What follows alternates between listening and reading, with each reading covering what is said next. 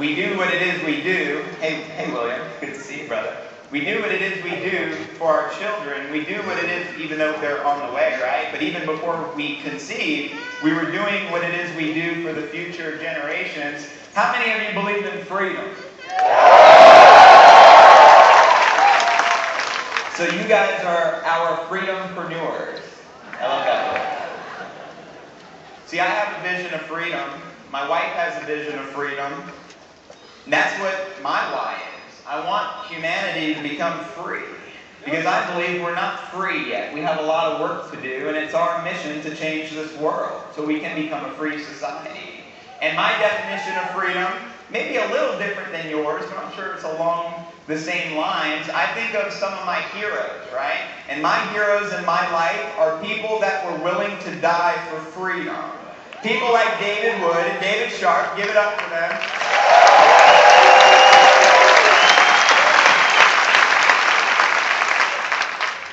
Some of my other heroes, Dr. Martin Luther King. Give it up for him. He had a dream. He sacrificed his life for our freedom today, and we've come a long way since then, but I believe we still have a long ways to go. Do you agree?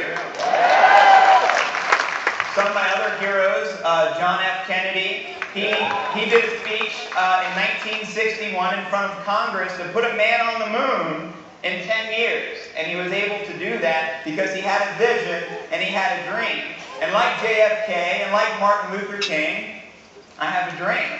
And I'm different, right? I've always been different my whole life. People say I'm weird. I grew up introverted. I got picked on in school for being different and embracing my spirituality, so I didn't like to express myself. I've been in different opportunities. Anyone here been in this industry besides Empower Network before we conceived this idea? A lot of us, right? So I struggled for 5 years. David Gadici, give it up for him. He's a deaf man. That's bad.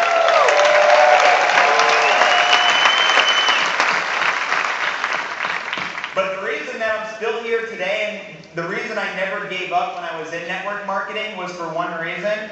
I had a dream that was bigger than myself. So I do have the belief that even if I made no money until I died, I still would have tried changing the world. But gratefully, we have the Empower Network, and we're ushering that change.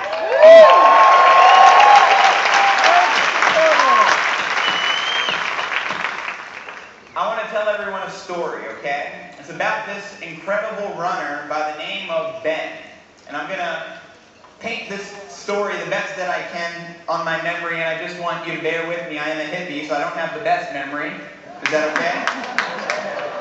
But what made Ben so incredible wasn't necessarily his physical ability. So Ben is a runner, and there was a race, and it was a beautiful sunny day. One of the most beautiful days to run. The air was cool, perfect for breathing. The sky was clear, and everything was just perfect.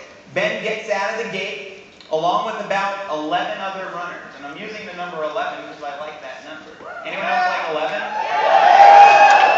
Those are our magical superpower numbers, right? So nonetheless, Ben starts running. Everyone else, the other 10 runners, all get in front of him, and Ben falls behind, right? And then they start to outpace Ben, but Ben keeps a steady pace, in running. You don't necessarily, if it's a long distance like a marathon, you don't want to go too fast out of the gate and lose your momentum later on. You want to pace yourself. So Ben was doing to the best of his abilities. Everyone starts to surpass him, right? And then he just starts falling behind, and then he falls.